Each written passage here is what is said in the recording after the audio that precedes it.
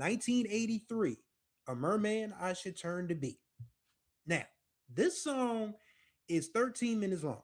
So if you are expecting one of those quick hitters with Jimi Hendrix, just shredding away, if you're expecting, some really rapid drum fire, you're not going to get it. You're not going to get it. This song is a Afrofuturism masterpiece, to keep it a buck.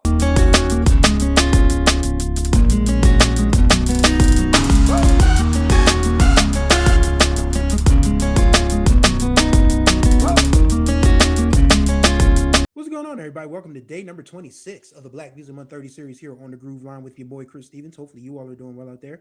We are wrapping up our rock week with a look at a classic from Mr. James Marshall Hendrix, and it is the last one from his original band, the Jimi Hendrix Experience. It's coming from the 1968 album Electric Ladyland, and we're going to talk about 1983, A Merman I Should Turn to Be. Now, this song is 13 minutes long. So if you are expecting one of those quick hitters with Jimi Hendrix, just shredding away, if you're expecting, some really rapid drum fire, you're not going to get it. You're not going to get it. This song is a Afrofuturism masterpiece, to keep it a buck with you. So to set the scene, this is October of 1968. Dr. King has been assassinated. Robert F. Kennedy Jr. has been assassinated.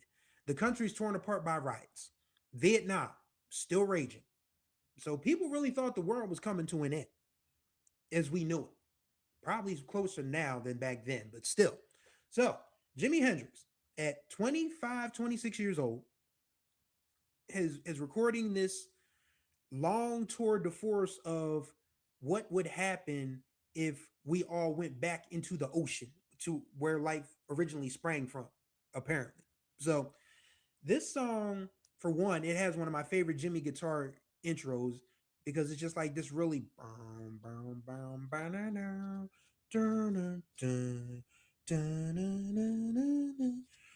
and he starts talking about pencil lipstick tube shaped things, talking about, rain down cause of scream pain. He's talking about the bombs and missiles and things, you know, going away not to die but to be reborn, away from a land so battled and torn. He talks about how, he and his girlfriend are going to make love on dry land for the last time before they go back under the ocean to Atlantis or whatever. It is, and again, there's instrumental breaks in here. There's flute work by the late Chris Wood. There is a lot that goes into this song. I mean, you don't get a 13-minute song just through screaming and hollering about, oh my God, the world is coming to an end, I'm going back under the water. That's not how it works. You got to have some really good instrumentation. You got to have some good production. You got to have, your music theory, your spaces, time shift, time signatures, and all of that. And 1983 has that in spades. It is probably, it's my favorite Jimi Hendrix song. And this is coming from a dude who first discovered Hendrix as a teenager when Hulk Hogan used to strut to the ring with Voodoo Child when he was the head of the NWO. So that was who I found out who Jimi Hendrix originally was. I was 14 years old when 14 or 15 when Hogan started using Voodoo Child. And I was like, man, I can't stand Hollywood Hogan, but that song kicks ass. What is it? And then I found out, a little later on, it was Voodoo Child by Jimi Hendrix. And I was like, that's Jimi Hendrix? Oh, and I just became a Hendrix devotee after that. And, just discovering everything that he was able to do in just 27, 28 short years. Wish we had him longer, obviously, but he left a great deal of work. And I think 1983 is a song that you can listen to in 2026 and still feel it in here. Because, I mean, look at the world now. We have a war. Well, the war is allegedly over, but we have a war that we don't know when it's going to end and how it's going to end. We don't know what the future holds for any of us. And I'm pretty sure young people who watched civil rights leaders and politicians be assassinated, watched their friends and siblings and relatives die in a war over in Vietnam that was really none of the United States business. Is any war really any of the United States business? Probably not. But yeah. So you get this feeling of nihilism, despair, doomsday, and all of that stuff. And I mean, this is the generation that had fallout shelters. Never forget, one of my old one of my oldest memories as a elementary school kid is asking one of the teachers going down the hall in fourth grade, because I went to Catholic school first 3 years of grade school. Fourth grade, I went to public school. I said, excuse me, what's a fallout shelter? Oh, that's what would happen in case we had nuclear bombs hit us. What?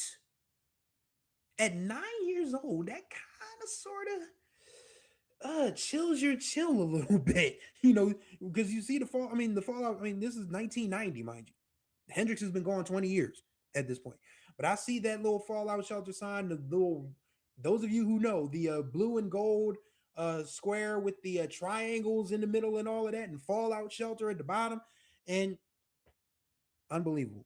Unbelievable. But yeah, this is the generation of the fallout shelter. So they lived in fear pretty much all the time. And Hendrix just put that to music for 13 beautiful minutes. Like I said, it's my favorite Hendrix song. I won't quantify it as the best, because there are quite a few others in the Jimi Hendrix catalog, The Experience and the Band of Gypsies, that will take trump 1983, A Merman I Should Turn to Be. But it's my favorite Hendrix song if I just want to get lost in the moment. Honestly, it feels kind of jazz fusiony, if we're keeping it a buck. I mean, Miles came along about a year or so later with Bitches Brew, but Hendrix inspired Miles too. And Miles inspired Hendrix because, well, they both were kind of sort of, you know, attached to Betty Davis, the queen of funk rock. So yeah, but yeah, 1983, A Merman I Should Turn to Be. If you have not heard that song, if you're a Hendrix fan, you definitely have heard that song. And if you're not, you need to brush up on your James Marshall Hendrix. Yes, again, it's 13 minutes long. You really need time to just. It's Jimmy on guitar. He's on bass. It's Mitch Mitchell on the drums. Like I said, Chris Wood with that little flute part in the middle. Think critically about it. Apparently, they got seagulls and different sounds from mic distortion. You had to be real creative in the 1960s because there were not many sort of sounds that you can get now from music software. Stoner classics that you can get now. You couldn't get those back in the day. You either had to go straight edge, find the sounds on a different record altogether, and hope you didn't get sued for it. Somebody taking a hit, or you just had to sort of make stuff up as you went along. And apparently, what they were able to do to get seagulls and in the waves of the ocean is like mic distortion, which is absolutely incredible. And Jimmy produced this, by the way, because Chaz Chandler had moved on by this point. Hendrix had taken the helm at the board for the most part by the time Electric Ladyland came out. So Hendrix, man, he was a game changer. And just being able to get a sense of what he was feeling and how he was able to relate that into, if this world ends, at least we'll have a home under the sea. And those are the things that you think about when your life in the state of the world is in peril and in turmoil. And that's why Hendrix is just one of the best to ever do it. He had a short body work. I mean, his first stuff came out in 66. He was gone by 70. He didn't even see the 70s. He didn't see the end of the first year of the 70s because he died that November. So, well, it wasn't November. It was in the fall. It was in the second half of 1970. I do remember that much. I do need to reread Smoke and Mirrors, which was really good Jimi Hendrix biography. But yes, 1983, A Merman I Should Turn to Be. Jimi Hendrix telling us what we should do if the nuclear war comes stateside. Might need to do it. So you might need to go listen to that record and figure out what he's talking about. See if we can all come to an agreement and make that happen, just in case. Just saying. And that's going to do it for Rock Week and day 26 of the Black Music 130 series here on the Groove Line with your boy Chris Stevens. Greatly appreciate you wonderful people for tuning in as always. Contact information will be in the description below. Don't forget to subscribe, tap that notification bell so you're notified of all new videos that drop on this channel. And don't forget to like and comment on these videos because as you know by now, your boy talks back in the comments. So we got 4 days left. We're going to have fun this weekend and we're going to close it out with some good thoughts. We have a surprise for you guys. I am going to live stream the BET Awards. Well, not live stream the actual show, but we're going to do a watch party on Sunday, June 28th, 6:30 p.m. Come tune in with us. Guarantee you'll love it. So thank you guys for riding with me on the groove line. And until the next time we ride, may you find the groove or may the groove find you.